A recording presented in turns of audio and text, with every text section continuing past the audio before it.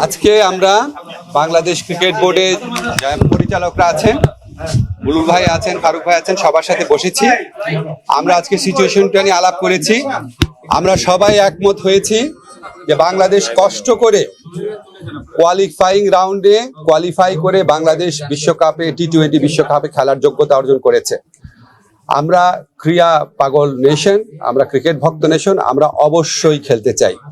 কিন্তু এটা আমাদের জাতির অবমাননার বিনিময়ে আমাদের ক্রিকেটার এবং আমাদের দর্শক, আমাদের সাংবাদিক, তাদের নিরাপত্তার বিনিময়ে, দেশের মর্যাদার বিনিময়ে আমরা বিশ্বকাপ ক্রিকেট খেলতে চাই না।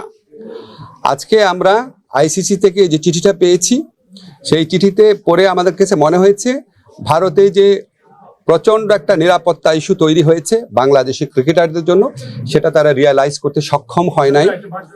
এবং আমার কাছে মনে হয়েছে এটা নিরাপত্তা ইস্যু শুধু না, এটা জাতীয় অবমাননা ইস্যু। যাই হোক, আমরা নিরাপত্তা ইস্যুটাকেই মুখ্য করে দেখছি, যেখানে ভারতের ক্রিকেট কন্ট্রোল বোর্ড নিজেরাই বলছে কলকাতা টিমকে যে এই প্লেয়ারকে নিরাপত্তা দেওয়া যাচ্ছে না, ওনাকে তোমার টিম থেকে বাদ দাও। এটাই তো একটা ট্যাসিড রেকগনিশন যে ভারতে নিরাপদে খেলার মতো পরিস্থিতি নাই। আমরা ভারতের যে বিগার পিকচার আছে, সাম্প্রদায়িক পরিস্থিতি, সেটা নিয়ে কিছু বলতে চাচ্ছি না, কিন্তু আমাদের ক্রিকেটারদের নিরাপত্তা, বাংলাদেশের নিরাপত্তা, বাংলাদেশের মর্যাদা, এটার প্রশ্নে আমরা কোনো আপোষ করব না।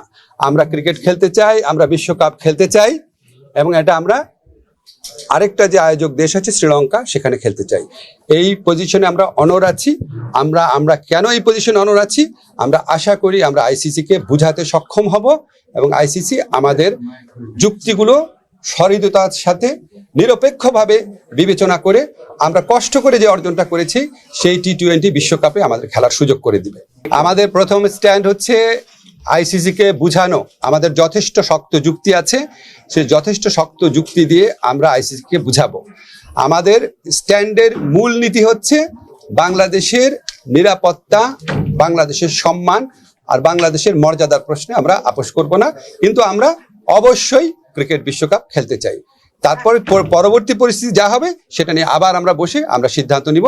এখন পর্যন্ত আমরা এই সিদ্ধান্ত খুব ক্লিয়ারলি নিয়েছি যে আমরা আইসিসিকে বুঝাবো যে আমাদের ভারতে খেলার মতো পরিবেশ নাই। আজকে রাত্রে বা কালকে সকালের মধ্যে দেওয়া